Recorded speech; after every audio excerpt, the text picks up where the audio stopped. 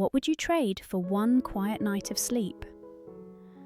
That question lived at the back of Maya's mind every evening as she pulled into the driveway of her small house, headlights sweeping over the porch where 2 pairs of sneakers sat crooked by the door. For 3 long months, her twin daughters hadn't made it through a night without waking in tears. Grief poured out of them in screams, sharp and relentless, as if their little bodies were carrying more sorrow than they knew how to hold. Maya was used to noise. She worked as a night nurse in the emergency room, where alarms never stopped and the hallways echoed with urgency. But this was different. The crying at home didn't end with medication or discharge papers. It ended only when the girls collapsed from exhaustion, and even then their sleep was restless. That night was no different.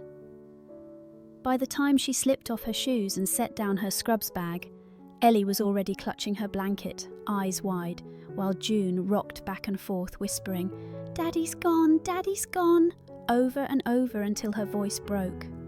Maya gathered them both, whispered reassurances she didn't believe anymore, sang the lullabies her husband once sang, rubbed their small backs until her arms ached.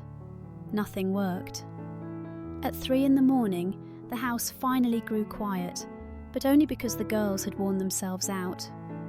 Maya stayed sitting on the floor between their beds, afraid to move, afraid to wake them again. By the time dawn came, her alarm felt like a cruel joke. She drove to work numb, her eyes burning. After her shift, she sat in the hospital parking lot, forehead pressed against the steering wheel, tears sliding hot and silent down her cheeks. She didn't cry often anymore. She couldn't afford to. But in that moment, the weight was too much. She let it fall. On the way home, she cut down the back road past the elementary school, the one her daughters would start in the fall. The building was quiet, most of the classrooms dark. But in the hallway near the library, one light glowed steady. Through the glass doors, she noticed a man in a faded jacket and work boots moving slowly along the wall with a mop. He wasn't rushing, wasn't distracted, just steady. She watched as he paused under a buzzing light above the stairwell, adjusted the cover, and for the first time in weeks, Maya saw something she had forgotten. A light shining without noise. She didn't know him, she didn't even catch his face clearly. Just the shape of someone working quietly when no one else was watching. It shouldn't have mattered, but the image stuck. That night the girls fought sleep again. Maya sat between their beds, tracing circles on their hands. They cried, they whimpered, and finally drifted into shallow dreams. When she stumbled to the kitchen for a glass of water, she found Ellie at the table, paper and crayons spread out in front of her. The little girl's eyes were half closed, but she pressed on, sketching lines across the page. Maya crouched beside her. "Sweetheart, what are you drawing?" Ellie shrugged, sliding the picture across the table. It showed a long hallway, windows glowing, and a small figure holding something that looked like a broom or mop. At the bottom, in shaky block letters, she had written, "He keeps it quiet." Maya froze. She hadn't told them about the man she'd glimpsed at school. She hadn't said a word about the hallway or the flickering light. But here it was, on the page, in her daughter's hand. She taped the drawing to the fridge without another word. Later, as she tucked the girls in again, June whispered drowsily, "Do you think he'll be there tomorrow?" Maya smoothed the blanket over her shoulders. "Who, honey?" June's eyes barely opened. "The man who makes it quiet." Maya kissed her forehead, her own chest tight. She wanted to ask more, but June had already fallen asleep. For the first time in 92 nights, Maya sat in the silence of her kitchen and wondered if quiet could come from something as simple and as mysterious as a man with a mop in a school hallway. By midweek, Maya convinced herself she'd imagined it. The drawing, the whispers, the figure with the mop in the hallway. Maybe it was just coincidence. Kids draw strange things all the time. She told herself not to read into it. But the picture taped to her fridge stared back at her every morning, its shaky letters like a question she couldn't answer. On Wednesday evening, the school held a community reading night. The librarian, Mrs. Green, had sent home a flyer with crayons doodled across the border. Families welcome, hot chocolate and books in the library. Maya almost tossed it aside. After long shifts, The last thing she wanted was to sit on folding chairs under fluorescent lights. But when June found the flyer and pressed it flat on the kitchen counter, her eyes hopeful, Maya couldn't say no. The gym smelled faintly of cocoa and paste. Parents settled into rows of mismatched chairs while children sprawled on rugs with colouring pages. The library itself glowed warmer than she expected, small table lamps instead of harsh overhead bulbs. The twins sat on either side of her at first, clinging tightly. Halfway through the story, June slipped away to a low table covered in stubby pencils and paper scraps. Maya started to call her back, but something stopped her. June sat quietly, sketching, her tongue caught between her teeth, that familiar concentration that always came before a drawing. From the corner of her eye, Maya noticed movement. A man in work boots and a faded jacket pushed a mop slowly across the back of the library. He didn't interrupt the reading, didn't draw attention to himself, just steady strokes along the tile.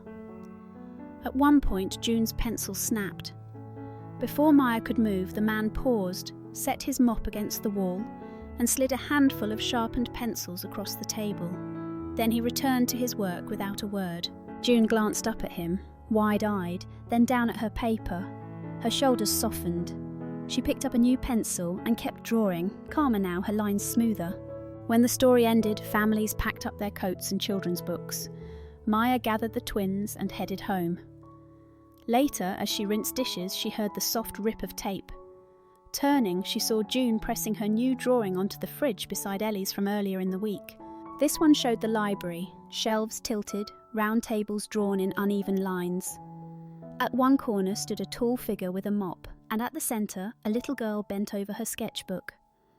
Across the top, in crooked letters, June had written, "He stays quiet, but makes it safe." Maya froze, her heart pounding. She hadn't told them about the man she'd glimpsed days ago. She hadn't said a word about the buzzing light, or the way he worked silently in the background. But somehow, her daughters had captured him again, as if they recognised something she could barely admit herself. Later, when she tucked them into bed, June whispered drowsily, "Do you think he'll be there next time?" Maya brushed the hair from her forehead, forcing a steady voice. "Maybe," she said softly. "Maybe he will." That night, as the house settled into silence, Maya sat at the kitchen table staring at the two drawings taped side by side. Her daughters had found something, or someone, that made them feel safe, and she didn't know whether to feel grateful or afraid of just how much they needed it. Saturday mornings used to mean pancakes and cartoons, the smell of batter filling the kitchen while Daniel pretended to flip the first one like a short-order cook. Now mornings were quieter, heavier. The girls often pushed food around their plates, lost in their own shadows. That morning was no different until Ellie surprised her. She set down her juice box and said, almost too casually, "Can we eat breakfast at school on Monday?" Maya raised a brow. "At school?" Ellie nodded. "Mason told us they do it in the cafeteria now, with milk and cereal. He said it's better when you're nervous." "Mason?" Maya asked. The name was new. "He helps with art club," Ellie explained. "He showed June how to count when her chest hurts." She tapped her own fingers. 1, 2, 3, 4, hold, and then let out a long breath. Maya froze. The rhythm was the same one a counsellor at the hospital had taught her, a breathing trick she'd tried for months with no success. Monday came, and Maya drove them early. The cafeteria buzzed with chatter and clattering trays. At the far end stood a lanky teenager with shaggy brown hair and a sketchbook tucked under his arm. He passed out milk cartons with one hand and held the line steady with the other. The twins walked toward him like they'd done it 100 times. Mason smiled, showing June how to balance her tray so nothing spilled. It was simple, ordinary, but June's shoulders loosened, and Ellie actually laughed. Maya lingered in the doorway, her scrubs smelling faintly of antiseptic. She hadn't planned to stay, but something about the boy's ease kept her rooted. He wasn't staff, not really, but the teachers didn't seem worried. One greeted him with a nod. "Morning, Mason. Thanks again." That night, as Maya unpacked Ellie's backpack, a folded sticky note slipped out of her lunchbox. She opened it slowly, her breath catching at the words written in blocky letters. "In for 4, hold for 4, out for 6. Her chest tightened. She walked into the living room where Ellie was sprawled on the floor with crayons. "Honey, where did you get this?" Maya asked, holding the note up. Ellie glanced at it, puzzled. "What do you mean? I didn't write it." "It was in your lunchbox." Maya kept her voice calm. "Did Mason give it to you?" Ellie shook her head. "No, he just showed me once, that's all." June, curled up in her blanket, looked up with sleepy eyes. "He leaves things," she said softly. "The quiet man. He doesn't talk, he just leaves things where we can see." The room went still. The only sound was the low hum of the fridge. Maya stared at the note in her hand. She hadn't told them about the man sliding pencils across a library table. She hadn't mentioned seeing him fix a buzzing light in the hallway. But her daughters spoke as if they knew him in a way she didn't. Later that night, after they'd fallen asleep, Maya sat alone at the kitchen table with the note pressed flat in front of her. The words were simple, nothing magical, but her daughters trusted them, trusted him. She closed her eyes, her throat tight. "Why do they listen to you?" she whispered into the quiet, "when they don't hear me?" The house didn't answer. It never did. But taped to the fridge were 2 drawings, and now this note, each one a reminder that her daughters had found a presence she couldn't name, and maybe couldn't replace. By late March, the weather in town had turned restless, skies shifting from blue to grey in the same afternoon. At the elementary school, the principal reminded everyone to prepare for spring drills. Tornado warnings weren't unusual, and children needed to know what to do. The alarm sounded just after lunchtime. Teachers ushered students into the hall, lining them up against the baseboards. Kids crouched low, covering their heads, while the staff moved up and down the line. Ellie followed the routine easily, pressing her arms over her head. June, though, froze halfway down the hall. Her eyes locked on the ceiling fixture above her. It flickered, buzzing just enough to sound like distant thunder. Her breath quickened. Tears welled. She couldn't bend down. Ellie tugged her hand. "June, come on!" But June shook her head, chest heaving. At the far end of the corridor, Cal had been pushing his mop bucket along the lockers. Custodians weren't expected to participate in drills. They were supposed to step back and let the staff handle it. He leaned on the handle for a moment, watching, then set it aside. Quietly, without a word, he walked to the flickering light. With one firm twist of the cover, the buzzing stopped. The silence that followed was soft but immediate, enough for June to drop her shoulders. She still wouldn't crouch, not yet. Cal reached into his jacket pocket, pulled out a small flashlight, and set it gently on the floor a few feet away. He didn't look at her, didn't speak, just placed it within reach before returning to his mop. June bent down slowly, her trembling fingers curling around the flashlight. She clicked it once, the beam steady against the wall. Her breathing slowed. Then finally, she crouched beside her classmates. When the whistle ended the drill, children scrambled back to their classrooms. Ellie whispered, "You're okay," and June nodded, clutching the flashlight like treasure. Cal lifted his mop again, blending into the background as though nothing had happened. That evening, Maya picked up the girls. June carried the flashlight in her backpack, the strap digging into her small shoulder. At home, she pulled it out and set it proudly on her nightstand. "It's mine now," she said, her voice certain. Maya frowned. "Where did you get that?" June shrugged. "It was just there when I needed it." Ellie added, almost in a whisper, "He fixed the light too." Maya froze, every muscle tight. She knew who they meant, the man with the mop. The next morning, at drop-off, one of the PTA mothers leaned in with a smile too sharp to be kind. "I heard your little ones were awfully close to the custodian during the drill. You know how kids are. They cling to whoever gives them attention." Her tone carried more warning than warmth. Maya forced a polite laugh, but her stomach twisted. She wanted to argue, to explain that it wasn't attention, it was something quieter, steadier, maybe even safer. But the woman had already turned to greet another parent. That night, June clicked the flashlight on again before climbing into bed. The soft glow reflected on the ceiling, chasing away shadows. "The quiet stayed," she whispered, drifting into sleep. Maya sat in the hallway, listening to their breathing steady. She wanted to believe in it, but in the back of her mind she wondered how long it would be before someone else noticed, and decided that quiet was something they couldn't allow. The cafeteria smelled of burnt coffee and floor wax. Folding chairs creaked as parents shifted, waiting for the monthly PTA meeting to begin. Maya rarely had the energy to come after long shifts, but something in her gut told her she needed to be here. The principal gave updates about bake sales and a new playground fund. Maya half listened, her mind still on the flashlight that now sat permanently on June's nightstand. The girls had slept easier with it, and she couldn't deny the difference. But she also couldn't ignore the way other parents had started looking at her. Sideways glances, lowered voices. It didn't take long. A mother with perfectly styled hair and a clipboard cleared her throat. "Before we wrap up," she began, "a few of us have concerns about boundaries, specifically non-teaching staff involving themselves with children during drills." Murmurs rippled through the room. Maya's pulse jumped. She knew exactly what this was about. The woman continued, her voice sharp but polite. "Custodial staff have their role, but comforting students, handing out objects, that crosses a line. We can't be too careful these days." Maya's chest tightened. She thought of June frozen under that buzzing light, unable to move until a flashlight appeared at her feet. She thought of Ellie whispering, "He fixed the light too." She thought of the first full night of sleep her daughters had had in months. Her hand went up before she could stop herself. "Are we really talking about the janitor?" Every head turned.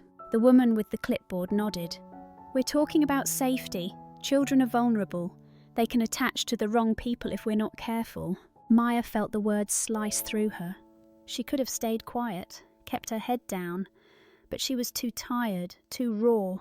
She stood. "My girls haven't slept through the night since their father died," she said, her voice trembling. The room stilled. "We tried doctors, counsellors, bedtime charts, everything. Nothing worked. And yet, when a man who barely speaks fixes a light or leaves a flashlight where a child can reach it, they feel safe enough to breathe again, safe enough to close their eyes." She swallowed hard, heat rising behind her eyes. "If that's the wrong attachment, then maybe we need to rethink what the right one even means." The room fell silent. A few parents shifted uncomfortably. The principal cleared her throat, trying to move things along, but the weight of Maya's words lingered. When the meeting finally ended, Maya walked out into the cool night air, her hands still shaking. She wasn't sure if she had helped or made things worse. She had defended him, yes. But in doing so, she had also exposed her own grief to a room full of strangers. At the curb, she paused, staring at the faint glow of the school windows. Somewhere inside, she knew, he was still pushing a mop across the floor, steady and silent. She wanted to believe her words had built a shield around that quiet presence her daughters depended on. But a new fear crept in, colder than the night air. Maybe she had just painted a target on his back. Friday evening arrived with a crumpled flyer pulled from the bottom of Ellie's backpack. Family night in the school gym. Cocoa, crafts and lanterns.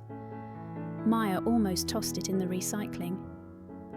After the PTA meeting, she wasn't sure she could stand another evening surrounded by those same watchful eyes. But June smoothed the flyer flat on the counter and whispered, "Can we go?" Her voice held that rare thread of hope Maya hadn't heard in months. So they went. The gym smelled of glue sticks and hot chocolate. Long folding tables were covered with tissue paper, markers, and rolls of tape. Parents chatted while kids dove in, their laughter echoing under the high ceiling. Maya guided the girls to a corner table, helping them fold coloured paper into uneven shapes. Ellie grew frustrated when hers tore, her little fists balling tight. Before Maya could calm her, a hand placed another sheet of paper on the table. Cal. He didn't linger, didn't speak, just nodded once before moving to the far side of the gym with his mop bucket. Ellie blinked, then slowly started again.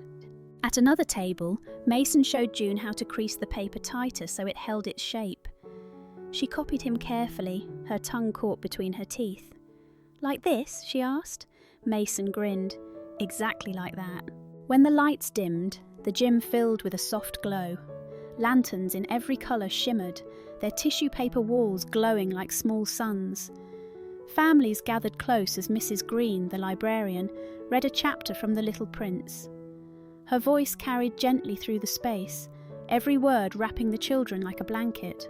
Maya glanced down at her daughters. For once, they weren't clinging to her or twisting their sleeves with nervous hands. They were simply listening, eyes wide, cheeks warmed by lantern light.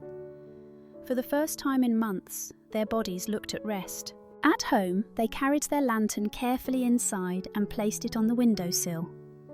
"If we keep it here," Ellie said, "the quiet will stay." Maya swallowed the lump in her throat. She taped it in place so it wouldn't fall. Later, when she peeked into their room, the glow from the lantern reflected against the glass, casting soft shadows across the walls. Both girls slept soundly, their breathing steady, faces peaceful. Maya sat at the kitchen table with her coffee growing cold. She wanted to believe it was this simple: paper, light, and a little hope.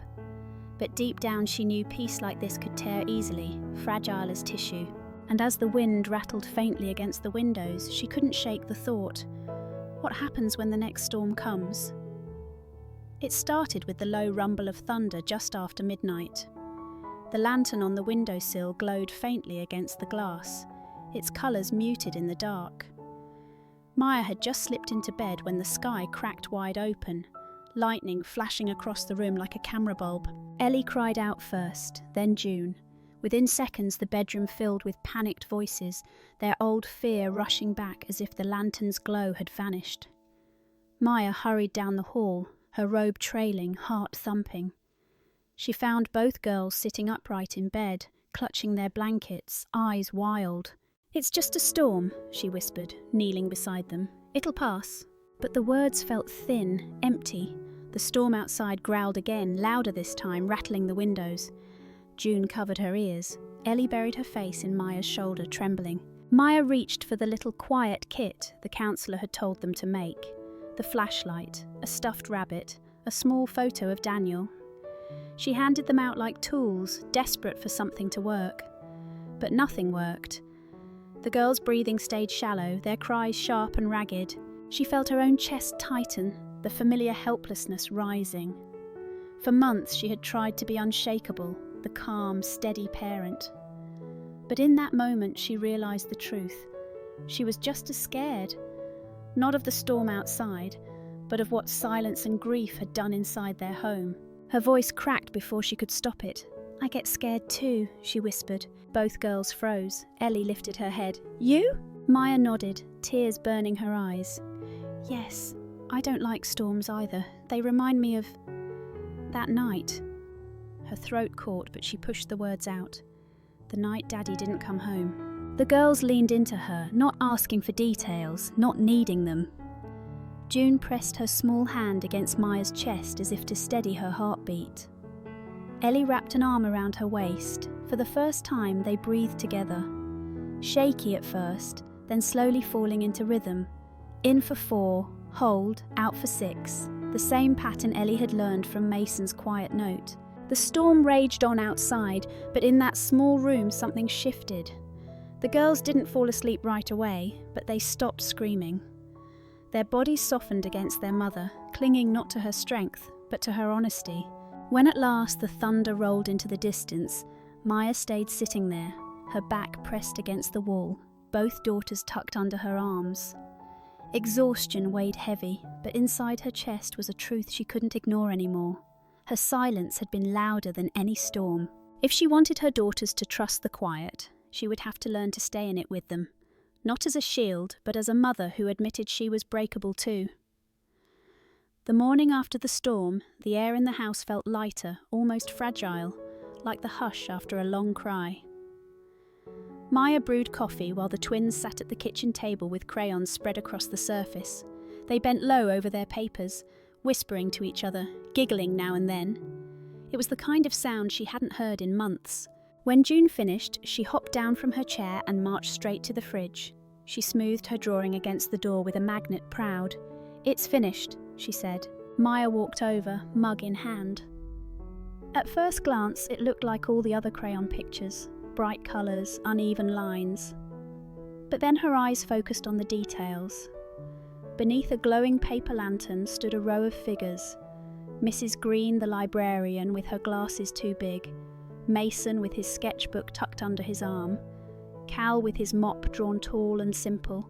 Even the counsellor with her clipboard. Above them, in crooked letters, June had written, "People who stay." Maya's chest tightened. She looked again. She wasn't there. She forced a smile, though her throat burned. "That's beautiful, honey," she managed. Ellie joined them, adding her own drawing beside June's. Hers showed two little girls curled on a couch under a blanket. In the corner, a tall figure stood like a shadow, the mop clutched in one hand, a steady beam of light in the other. "He makes it safe," Ellie explained, taping it carefully. Maya set her mug down before she dropped it.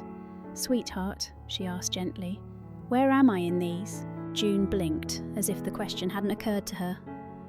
"You're at work?" she said simply, turning back to her crayons. Ellie added quietly, "Sometimes it feels like you leave even when you're here." The words landed heavier than any storm. Maya crouched down, her voice shaking. "I don't mean to. I'm trying so hard not to fall apart." The twins didn't argue. They didn't even look at her. They just curled into each other, their crayons rolling across the table, the conversation already over in their minds. That night, long after they had drifted off, Maya stood in the kitchen, staring at the fridge. The pictures hung crooked, their colours bright, their words uneven. People who stay. She pressed her forehead against the cool metal, whispering to herself, "I survived, but they don't feel me surviving with them." The lantern glowed faintly in the window behind her, but for the first time she wondered if light alone was enough. The recital date had been circled on the calendar in bright red marker. Ellie's handwriting, uneven but proud. For weeks the twins had practiced in the living room, standing on chairs like risers, singing off-key about sunshine and springtime. Every time they finished, they asked the same question. "You'll be there, right, Mum?" And every time, Maya promised. But promises didn't stop emergencies. That night the ER overflowed, stretchers lined the halls, voices echoed over the intercom, and Maya's hands stayed busy until they ached. She glanced at the clock again and again, each time telling herself she could leave after the next call. By the time her shift finally ended, the recital was over. She still drove straight to the school. The parking lot was nearly empty, the last families climbing into minivans. Through the glass doors she saw teachers stacking chairs, paper flowers half torn from the walls. The risers were bare. A teacher spotted her. "The girls did fine," she said gently.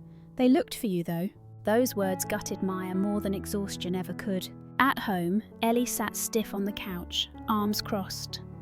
June curled beneath her blanket, face turned to the wall. Maya dropped to her knees in front of them. "I'm so sorry," she whispered. "I wanted to be there. I tried." Ellie's jaw clenched. "You said you would come." "I know." Maya reached for her hand, but Ellie pulled away. June's small shoulders trembled under the blanket. The silence that followed was heavier than any storm. Later, after they had cried themselves to sleep, Maya sat at the kitchen table in her scrubs, the smell of antiseptic still clinging to her. She opened her phone, thumb hovering over contacts, then called the school's voicemail line, the one meant for staff messages. Her voice cracked as she spoke into the emptiness. "Mrs. Green, it's Maya. Thank you for the library nights. I don't know how to be their mum anymore. I don't know what I'm doing.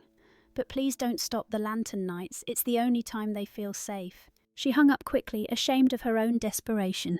When she turned off the kitchen light, something on the porch caught her eye. A small toolbox sat by the door. On top rested a folded note. She stepped outside, the night air cool against her skin, and opened it. The handwriting was blocky and plain. "You don't fix grief, you sit with it." Maya pressed the paper to her chest, tears spilling, hot and unguarded. She didn't need to wonder who had left it. The quiet man hadn't tried to explain, hadn't offered pity, just words simple enough to hold. She went back inside, staring at her sleeping daughters. And for the first time, she admitted to herself, maybe they didn't need her to be perfect. Maybe they just needed her to stay. The school gym smelled faintly of poster paint and lemonade. Streamers sagged from the rafters, and folding chairs scraped against the floor as parents found their seats. It was open house night, the kind of event Maya used to dread, filled with chatter and small talk she never had the energy for.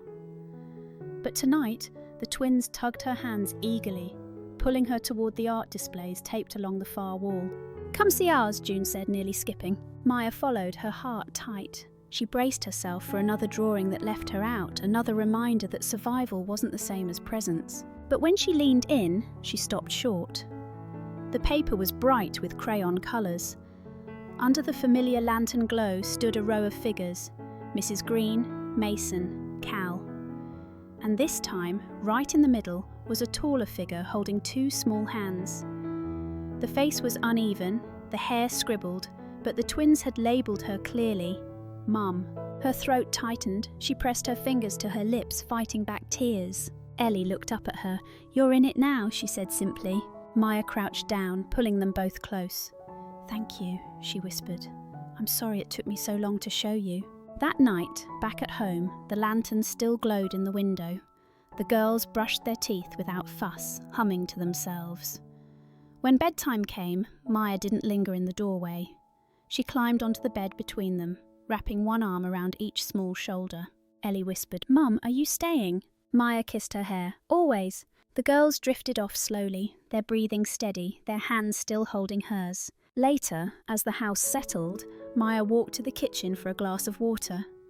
The fridge hummed quietly, the drawings still taped crookedly across the door. Her eyes caught on one detail she hadn't noticed before, a new note pinned beneath a magnet. The same blocky handwriting as before. "You stayed." Maya pressed it between her palms, her tears falling freely, but for the first time they felt light. She turned off the kitchen light, the lantern glow still spilling across the window, and went back to bed. Not perfect, not fixed, but present. And for her daughters, that was enough. Every story leaves behind a reminder, and this one is simple. Love isn't measured by perfection, but by presence. Sometimes what heals us isn't the right words or the perfect timing, but the quiet proof that someone chose to stay. And maybe that's the question we all need to ask ourselves. Who have we truly stayed for? And who in our lives is still waiting for us to show up? Thank you for spending this moment with us. Until next time, may your heart find its quiet, and may your presence be the gift someone else has been longing for. See you tomorrow night right here on Rain Inside.